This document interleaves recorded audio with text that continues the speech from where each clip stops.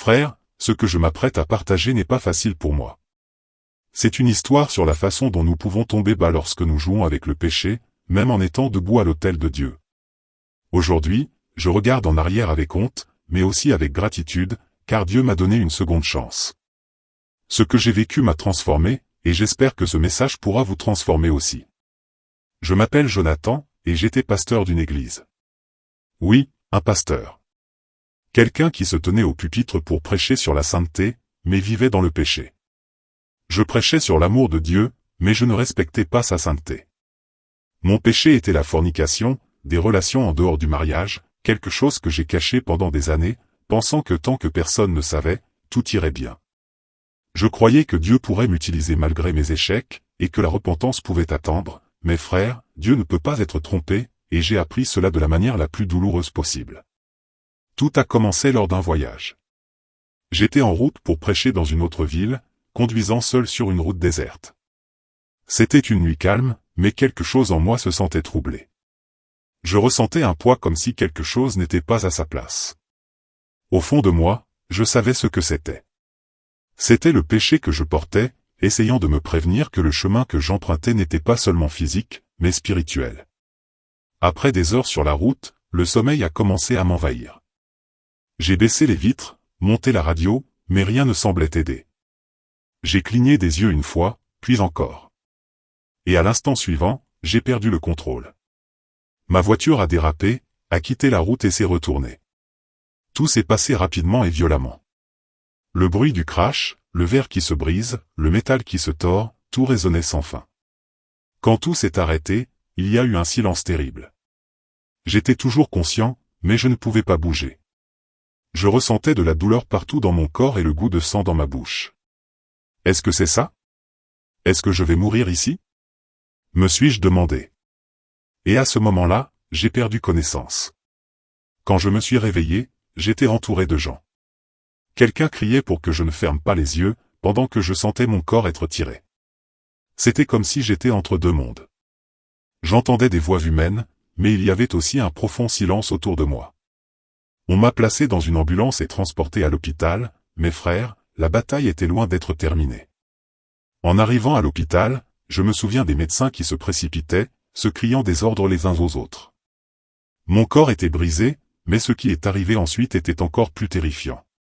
Pendant le traitement, j'ai senti tout autour de moi devenir sombre une fois de plus. J'entendais des machines qui bipaient frénétiquement, et une voix criait arrêt cardiaque. Mon cœur s'était arrêté. C'est à ce moment-là que mon âme a commencé à se détacher de mon corps. Je pouvais voir la salle d'urgence d'en haut comme si je flottais. J'ai vu les médecins essayer de me ranimer, ma peau devenir pâle, les mouvements désespérés de l'équipe travaillant pour sauver ma vie. Mais en même temps, quelque chose me tirait loin. Alors que je dérivais plus loin, j'ai ressenti un froid et une solitude comme je n'avais jamais expérimenté auparavant. C'était comme si toute lumière s'éteignait, me laissant dans une obscurité totale. Soudain, j'ai commencé à entendre des cris lointains. Au début, c'était de simples murmures, mais bientôt ils sont devenus plus forts, plus intenses, remplis de douleur. À ce moment-là, j'ai su que quelque chose de terrible allait se produire. Je voulais revenir. Je voulais crier au médecin que j'étais toujours là, mais ma voix ne sortait pas. J'avais l'impression d'être emmené vers un endroit d'où il n'y avait pas de retour. Et puis, au milieu de cette obscurité, une question résonnait en moi. Jonathan, où sont tes œuvres? Où est le troupeau que tu étais censé mener sur le bon chemin? Ami, cette question semblait être une lame coupant à travers mon âme. J'étais un pasteur, quelqu'un qui aurait dû être un exemple, mais j'avais utilisé la chair comme une scène tout en cachant mon péché. Et maintenant, j'étais confronté à la vérité. À ce moment-là, j'ai vu quelque chose au loin. Une immense porte enveloppée dans une obscurité qui semblait vivante. Une force invisible me tirait plus près, et le son des cris devenait de plus en plus fort. Je savais que j'étais aux portes de l'enfer. Et à cet instant, la peur la plus profonde m'a envahi. Je voulais revenir en arrière. Je voulais supplier pour une chance de plus, mais je savais. Mon temps semblait être écoulé. Ami, à ce moment-là, tout ce que je croyais savoir sur la vie n'avait plus de sens. Mon âme avait été arrachée de mon corps, et j'étais traîné vers un endroit qui semblait irréel, mais terrifiantement réel. Tout autour de moi était l'obscurité, et cette obscurité était vivante. C'était comme si elle chuchotait à mon oreille, ramenant des souvenirs que je voulais oublier. Alors que j'approchais de cette porte colossale, les cris devenaient plus clairs. Ce n'étaient pas juste des sons. C'étaient des voix humaines. Elles tournoyaient autour de moi comme si elles étaient venues me réclamer. Vous n'appartenez pas à eux, je voulais crier, mais au fond de moi, je savais qu'il n'y avait pas de déni. Mes mains étaient tachées, et mes péchés se dressaient devant moi. C'est alors que j'ai vu l'inscription au-dessus de la porte. Ce n'étaient pas des mots écrits à l'encre ou taillés dans la pierre. C'était comme s'ils brillaient, gravés dans l'atmosphère même. Je ne peux pas me rappeler exactement ce qui était écrit, mais tout disait une chose. C'était la destination de ceux qui choisissaient d'ignorer le chemin de Dieu. Mes jambes tremblaient, ou du moins ce qu'il restait de moi tremblait. Je savais que je n'étais pas prêt à franchir ce seuil. Soudain, j'ai senti quelque chose me tirer avec une plus grande force, comme si des mains invisibles me saisissaient, me traînant vers la porte. L'atmosphère était suffocante, la chaleur insupportable. Même si je ne voyais pas de flamme, j'avais l'impression que mon esprit était brûlé. Mais le pire n'était pas la chaleur, c'était le son. Ces cris de douleur et de désespoir mêlés à des rires déformés résonnaient en moi. Quand j'ai finalement été tiré à travers la porte, j'ai réalisé que le temps là-bas était différent. Chaque seconde semblait être une éternité, comme s'il n'y avait plus d'horloge pour compter les heures. C'est alors que je les ai vus. Ils étaient partout, des âmes en tourment, criant et gémissant, traînés par des créatures que même la pire imagination ne pouvait pas conjurer. Des démons. Ils étaient des formes grotesques de différentes tailles. Certains ressemblaient à des ombres, tandis que d'autres avaient des corps déformés avec des dents et des griffes acérées. Ils ne marchaient pas, ils glissaient comme s'ils faisaient partie de l'environnement lui-même. Ils se nourrissaient de la souffrance des âmes, riant alors qu'ils les traînaient dans des abîmes enflammés. J'ai senti ma propre âme transpercée par une peur que je n'avais jamais ressentie auparavant. Tout ce que je savais de Dieu, de sa miséricorde, de son amour, semblait si lointain en cet endroit. C'était comme si j'étais complètement seul, sans personne pour intercéder pour moi. À ce moment-là, une figure a commencé à s'approcher. Ce n'était pas un démon ordinaire, il était plus grand, plus imposant et sa présence rendait tout autour de moi tremble. Il s'est approché de moi et sans ouvrir la bouche j'ai entendu sa voix directement dans mon esprit. Jonathan Blake, ça disait, tu savais. Tu prêchais la vérité, mais tu vivais dans le mensonge. Tu savais que c'était réel, mais tu as choisi pour jouer avec le sacré. Maintenant, votre âme appartient à cet endroit. Mes jambes ont lâché. Je voulais répondre, a dit qu'il avait tort, mes frères, comment pourrais-je? Je savais que tout ce qu'il disait était vrai. Chaque sermon j'ai prêché, chaque parole parlée sur la sainteté, c'était juste pour les autres, alors que je vivais dans fornication et hypocrisie. Je pensais que j'avais le temps de vivre à ma façon et de me repentir plus tard. Puis, une lumière brilla à l'horizon, petite mais assez forte pour attraper mon attention. Alors que le démon s'éloignait, un silence tomba sur l'endroit. La lumière semblait percer l'obscurité comme une main tendue, et au fond de mon cœur, je savais qui approchait. Frère, alors que cette lumière brillait au loin, j'ai ressenti quelque chose d'étrange, un mélange d'espoir et d'effroi, parce que même si la lumière apportait un soulagement temporaire, je savais que je n'étais pas encore sauvé. Il y avait quelque chose que j'avais besoin d'affronter, quelque chose qui était sur le point d'être révélé, et soudain cette lumière disparut comme s'il me conduisait plus profondément dans cet endroit. J'ai senti mon corps ou ce qu'il en restait être traîné une fois de plus.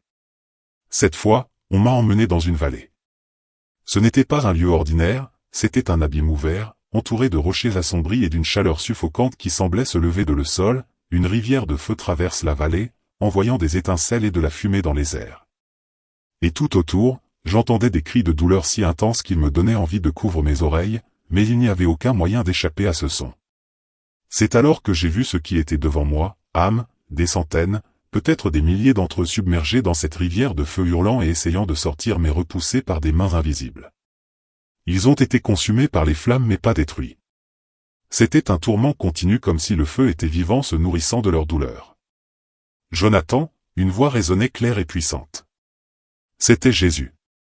Sa présence était indubitable, et au son de sa voix, je suis tombé à genoux même à cet endroit. C'est la vallée des fornicateurs, a-t-il dit. Voici ceux qui ont utilisé leur corps impur, qui vivaient dans le péché sexuel sans repentir. Mon cœur battait la chamade. Je savais que l'explication était pour moi. Mon péché a été mis à nu devant mes yeux, et pendant que Jésus parlait, j'ai commencé à voir l'histoire des âmes dans cette vallée. J'ai vu un homme traîné par des démons. Il a pleuré et crié, mais il n'y avait aucune pitié. L'un d'eux tenait ses jambes tandis qu'un autre lui brûlait la peau avec quelque chose qui ressemblait à un faux-gueulance. Jésus m'a regardé et a dit, « Cet homme a vécu comme un chrétien exemplaire dans le regard des autres, mais en secret, il a commis l'adultère à plusieurs reprises. Il n'a jamais avoué, jamais repenti. Maintenant il est là, recevoir le salaire de ses choix. » De l'autre côté, j'ai vu une femme. Elle était coincée sur un rocher avec des démons autour d'elle déchirant ses vêtements et se moquant d'elle. Le feu s'éleva d'elle pied et consommait son corps, pourtant elle est restée en vie, hurlant de douleur. C'est une femme qui a utilisé son corps comme un instrument du péché, dit Jésus. Elle séduisait les hommes pour en profiter, et même si elle connaissait ma parole, elle ne voulait jamais changer.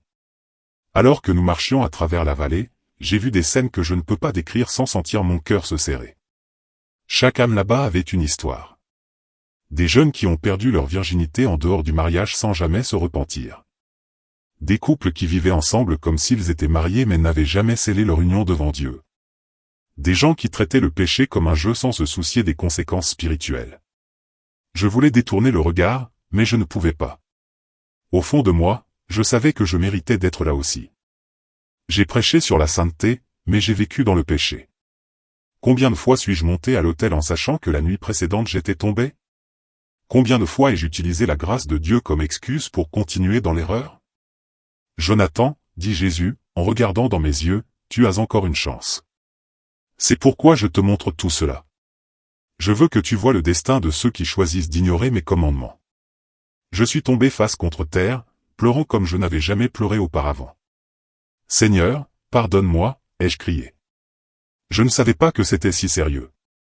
Je ne savais pas que l'enfer était si réel. Jésus a posé sa main sur mon épaule. Tu savais, Jonathan, mon esprit t'a averti de nombreuses fois, mais tu as choisi de l'ignorer. Maintenant je te donne cette chance de revenir en arrière et de prévenir les autres. Dis-leur que l'enfer est réel. Dis-leur que le péché a un prix. Puis quelque chose a attiré mon attention. Une femme était au fond de la rivière de feu, criant de toutes ses forces. Elle a levé la tête, et quand ses yeux ont croisé les miens, j'ai pu ressentir sa douleur. « Seigneur, sors-moi d'ici » a-t-elle crié. « Donne-moi une deuxième chance. » Si j'avais su que c'était réel, je me serais repenti. Jésus l'a regardé avec tristesse. « Tu as eu de nombreuses chances, a-t-il dit. Ma parole t'a atteint de nombreuses fois, mais tu as choisi de l'ignorer. Maintenant il est trop tard. » Mes frères et sœurs, à ce moment-là, je ne pouvais plus retenir mes larmes. Je savais que cela aurait pu être mon histoire. Je savais qu'il y avait encore du temps pour moi, mais pour beaucoup, leur temps était déjà écoulé. Alors que je regardais cette vallée et le tourment de ces âmes, une question ne cessait de me marteler l'esprit. Et si c'était moi? Ce n'était pas juste une réflexion. Chaque scène semblait là pour me confronter directement. Et si j'étais mort dans cet accident? Et si ma chance de me repentir était terminée? Que dirais-je à Dieu? Réfléchissez avec moi un instant. Et si, à l'instant même où votre vie se termine, vous vous retrouvez face à face avec votre propre péché? Tout ce que vous avez essayé de cacher, tout ce que vous avez minimisé, se tenant devant Dieu comme quelque chose d'inescapable. Que feriez-vous? Comment justifieriez-vous vos choix? C'était la question qui m'était posée. Alors que je marchais à travers la vallée, j'ai vu des gens qui n'auraient jamais imaginé qu'ils finiraient là. Un jeune homme a attiré mon attention. Il était piégé dans un rocher, avec des vers qui sortaient de son corps. Il criait, « J'étais juste un petit ami épris. » Je ne savais pas que le péché avant le mariage était si sérieux. Mais la douleur qu'il ressentait ne pouvait être effacée par ses excuses. Et si c'était vous à sa place? Réfléchissez, combien de fois avez-vous justifié vos actions en disant que le monde avait changé et que Dieu comprendrait? Combien de fois vous êtes-vous permis de franchir la ligne ayant confiance en l'idée que vous pourriez vous repentir plus tard? Mais si plus tard ne venait jamais? J'ai aussi vu une femme pleurer, son visage enveloppé de flammes implorant, « Je voulais juste être aimé. » Pourquoi est-ce si mal? Mais le feu qui l'entourait ne répondait pas à ses larmes. Jésus m'a regardé et a dit, « Jonathan, le problème n'est pas le désir d'être aimé.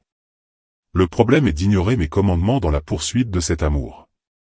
Cela m'a fait réfléchir, à quel point plaçons-nous souvent nos désirs au-dessus de la parole de Dieu. Et si, en ce moment, Dieu vous demandait des comptes sur les choix que vous avez faits? Et s'il vous disait que le temps presse? Seriez-vous prêt? Je ne l'étais pas. À ce moment-là, j'ai réalisé que je n'étais pas meilleur que ces âmes. J'avais aussi justifié mon péché, me cachant derrière la grâce de Dieu sans comprendre que la grâce n'est pas une licence pour pécher mais la force de surmonter le péché. Jésus s'est alors tourné vers moi et a dit, « Jonathan, tu vois cela parce qu'il te reste encore du temps. » Mais pour eux, le temps est écoulé. Il a pointé la vallée et m'a dit, « Avertis le monde. Dis-leur que l'enfer est réel et que le péché a des conséquences éternelles. » Frères et sœurs, plus j'avançais dans cette vallée, plus cela devenait clair. Le péché n'est pas seulement quelque chose que nous faisons. C'est quelque chose qui nous transforme, qui façonne qui nous sommes et où nous allons. J'ai réalisé que beaucoup de ces âmes n'étaient pas simplement tombées en enfer. Elles y étaient allées, aveugles, convaincues qu'elles étaient en sécurité, qu'elles avaient le temps, que tout irait bien. J'assistais aux conséquences de ce qui semblait autrefois inoffensif. Jésus m'a conduit vers une zone de la vallée où le feu semblait danser comme des vagues montant et descendant avec une violence terrifiante. Là, les âmes étaient jetées de droite à gauche comme si elles étaient piégées dans une tempête de feu. J'ai regardé l'une d'entre elles, un homme qui criait en essayant de s'accrocher au rocher, mais chaque tentative ne faisait qu'augmenter son tourment. Il pensait vivre bien, a dit Jésus. Il disait, personne n'est parfait en utilisant cela pour justifier ses péchés. Il vivait avec sa fiancée comme s'ils étaient mariés, mais ils n'avaient jamais présenté leur relation devant moi. Maintenant, ce qu'il faisait en secret est exposé à tous. Ces mots m'ont profondément touché. Combien de fois avais-je dit, personne n'est parfait? Combien de fois l'avais-je utilisé comme excuse pour continuer à pécher, même en prêchant sur la sainteté? C'était comme si Jésus me montrait un reflet de moi-même. C'est alors que j'ai réalisé quelque chose de plus profond. Le péché ne nous sépare pas seulement de Dieu, il nous trompe. Il nous fait croire que nous sommes l'exception, que notre cas est différent, que Dieu comprend. Mes frères et sœurs, voilà la vérité brute. Dieu ne change pas sa parole à cause de nos justifications. Ce qu'il dit est éternel. Alors que j'absorbais tout cela, j'ai vu quelque chose qui m'a laissé paralysé. Une âme dans le feu me regardait directement. Je ne sais pas comment, mais je pouvais ressentir ce qu'elle ressentait. Ce n'était pas seulement une douleur physique, c'était un poids écrasant de regret. C'était comme si toute leur vie défilait devant leurs yeux, et tout ce qu'ils pouvaient faire était crier, « Pourquoi n'ai-je pas écouté? Pourquoi n'ai-je pas arrêté ?» Frères et sœurs, à ce moment-là, je voulais leur dire quelque chose, mais il était trop tard pour eux. La seule personne qui pouvait encore changer quoi que ce soit c'était moi, et peut-être toi qui écoutes cela maintenant. Jésus se tourna vers moi et dit, « Jonathan, le péché aveugle, mais je suis la lumière. Va et dis-leur qu'il reste encore du temps, mais que le temps est court. » C'était la première fois dans toute cette vallée que j'ai ressenti une étincelle d'espoir. Mais cet espoir n'était pas pour les âmes là-bas, c'était pour moi, et peut-être pour toi qui écoutes cela maintenant. Alors que nous continuions à marcher à travers la vallée, j'ai remarqué quelque chose qui m'a encore plus bouleversé. Cet endroit n'était pas seulement une scène de tourment, mais aussi un miroir. Chaque âme était piégée dans un cycle de choix qui, aussi petit qu'il semblait, les avait menés là. Ce n'était pas seulement ce qu'ils avaient fait, mais ce qu'ils avaient choisi d'ignorer. Les avertissements de Dieu, les opportunités de se repentir et les chances de changer. Jésus m'a conduit vers une zone où le feu semblait avoir été remplacé par un lourd silence. Au loin, j'ai vu des gens à genoux, leurs mains attachées derrière leur dos et leur tête baissée comme s'ils portaient le poids d'une culpabilité insupportable. C'était différent des scènes de tourment que j'avais vues auparavant. Ici, la punition était interne et les cris de douleur avaient été remplacés par de faibles murmures, presque inaudibles. Ces âmes, commença Jésus, sont ceux qui ont entendu ma voix mais ont choisi de l'ignorer. Ils savaient ce qui était juste, mais ont opté pour ce qui était pratique. Ils savaient qu'ils devaient se repentir mais ont préféré le reporter, croyant qu'il y aurait toujours plus de temps. Je me suis approché de l'une de ces âmes et j'ai entendu son lame. Je savais. Mais le monde semblait tellement plus facile, tellement plus attrayant. J'ai toujours pensé que j'aurais le temps de me réconcilier avec Dieu. Maintenant, c'est trop tard. Leurs paroles résonnaient en moi comme un avertissement direct. Combien de fois ai-je reporté des choses moi-même? Combien de fois ai-je pensé demain je vais arranger ça, demain je vais changer, mais et si demain ne venait jamais? Jésus me regarda avec sérieux et dit, Jonathan, ne te laisse pas tromper. Chaque choix que tu fais est une graine, et chaque graine produit un fruit. Ces âmes récoltent exactement ce qu'elles ont semé. Réfléchissez frères. Quelles graines semez-vous? Quels sont vos choix d'aujourd'hui préparant votre avenir? Je ne parle pas seulement des grandes décisions mais des petites. Chaque fois que nous ignorons la voie de Dieu, chaque fois que nous choisissons le chemin facile plutôt que le bon, nous semons quelque chose qui aura des conséquences éternelles. Alors que nous continuions, j'ai vu quelque chose qui m'a laissé sans voix, une âme qui semblait être seule, isolée de toutes les autres. Elle était recroquevillée, le visage enfoui dans ses mains comme si elle essayait d'échapper à elle-même. Le feu autour d'elle ne la touchait pas, mais le tourment sur son visage était insupportable.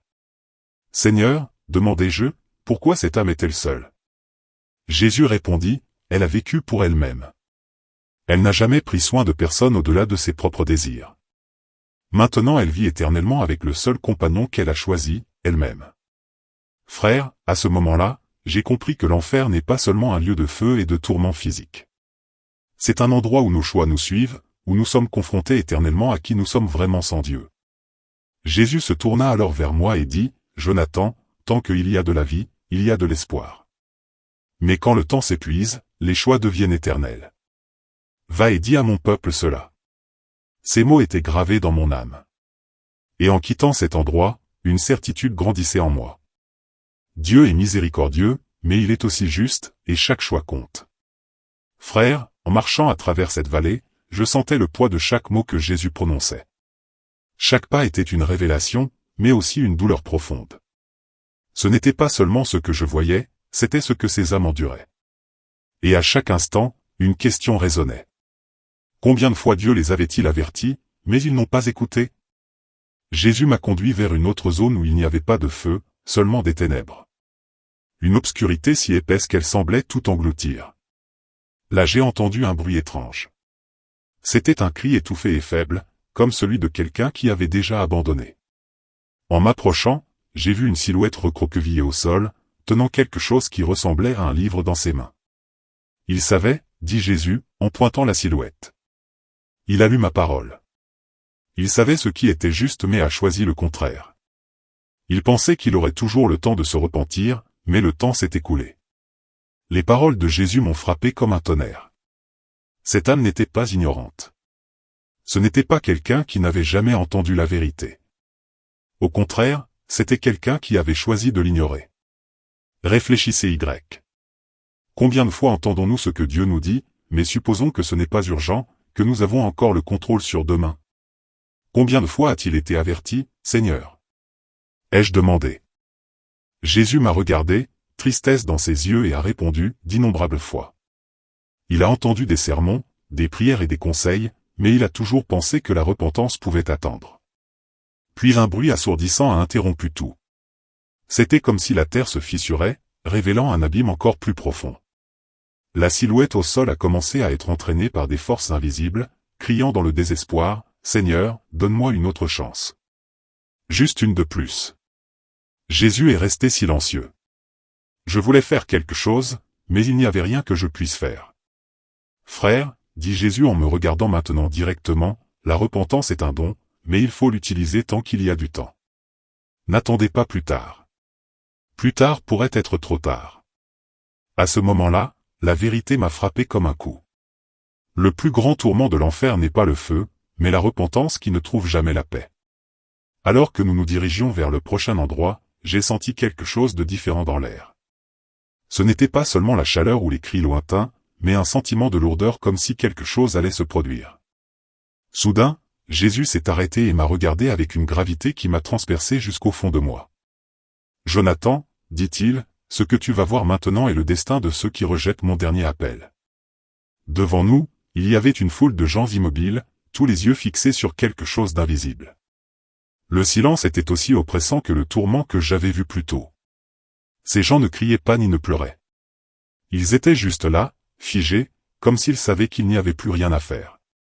Ceux qui sont ici, expliqua Jésus, n'ont pas seulement rejeté ma parole. Ils ont aussi ignoré les dernières chances que je leur ai données. Ce n'est pas qu'ils n'ont jamais entendu parler de moi. Au contraire, je me suis adressé à je les ai appelés d'innombrables fois, mais chaque appel a été ignoré, non par haine, mais par indifférence. J'ai commencé à marcher parmi eux, et d'une manière ou d'une autre, je pouvais entendre les pensées de ces âmes. L'un d'eux murmurait pour lui-même, c'était juste de l'orgueil. Je savais que je devais m'agenouiller, mais je ne voulais pas que quelqu'un me voie. J'ai toujours pensé que j'aurais plus de temps. Un autre fixait le sol, répétant comme un écho. Pourquoi étais-je si têtu? Pourquoi pensais-je que mes propres voix étaient meilleures? Imaginez entendre un appel direct de Dieu et simplement l'ignorer, non pas parce que vous ne croyez pas, mais parce que vous pensez que cela peut attendre, qu'il y a des choses plus pressantes en ce moment. C'est exactement ce que ces âmes avaient fait. Et maintenant, elles étaient piégées dans cet endroit où le seul son restant était l'écho de leurs propres excuses. Jésus m'a ensuite conduit au centre de cet espace. Soudain, une lumière brillante a éclairé tout autour. Cette fois, j'ai ressenti une chaleur différente, pas un tourment, mais de la compassion. Jonathan, dit-il, il est encore temps pour ceux qui sont en vie, mais ils doivent savoir que le temps n'attend personne. Tu dois les avertir, non pas avec de jolis mots ou des discours vides, mais avec la vérité que je te montre. J'ai ressenti une urgence que je n'avais jamais ressentie auparavant. C'était comme si chaque seconde criait pour que je revienne et te parle maintenant. Pas parce que je suis parfait ou meilleur, mais parce que j'ai vu ce qui attend ceux qui ignorent le dernier avertissement de Dieu. Peut-être que c'est votre chance. Vous n'entendez pas cela par hasard. Je le sais parce que Dieu savait que vous aviez besoin de l'entendre. La question maintenant est, allez-vous répondre? Ou allez-vous attendre un peu plus longtemps? À la fin de tout cela, lorsque j'ai été sorti de cet endroit terrible et que mon âme a commencé à retourner dans mon corps, j'ai ressenti un poids sur mon cœur. Ce n'était pas seulement le traumatisme de ce que j'avais vu, mais la clarté absolue d'une vérité que nous ignorons souvent. Dieu est amour, mais il est aussi justice. Et mes amis, il ne négocie pas avec le péché. Quand j'ai ouvert les yeux à l'hôpital, des larmes coulaient sur mon visage.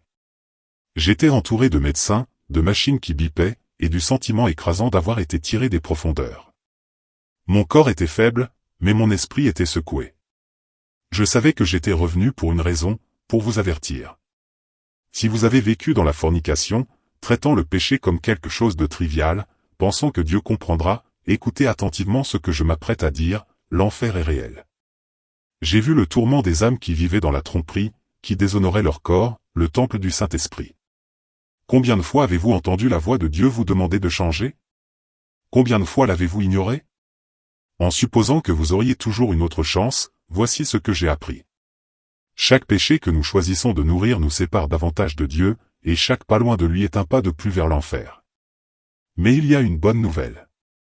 Tant que vous êtes en vie, il y a encore de l'espoir. Dieu est miséricordieux.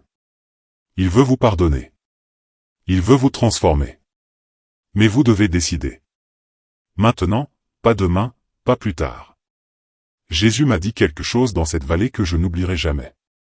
Jonathan, retourne et dis à mon peuple que je les aime toujours, mais que le temps est court. Ceux qui ne se repentent pas maintenant feront face à ce que tu as vu. Aujourd'hui, je suis ici pour répondre à cet appel. Je ne connais pas votre nom ou votre histoire, mais je sais que Dieu vous parle en ce moment.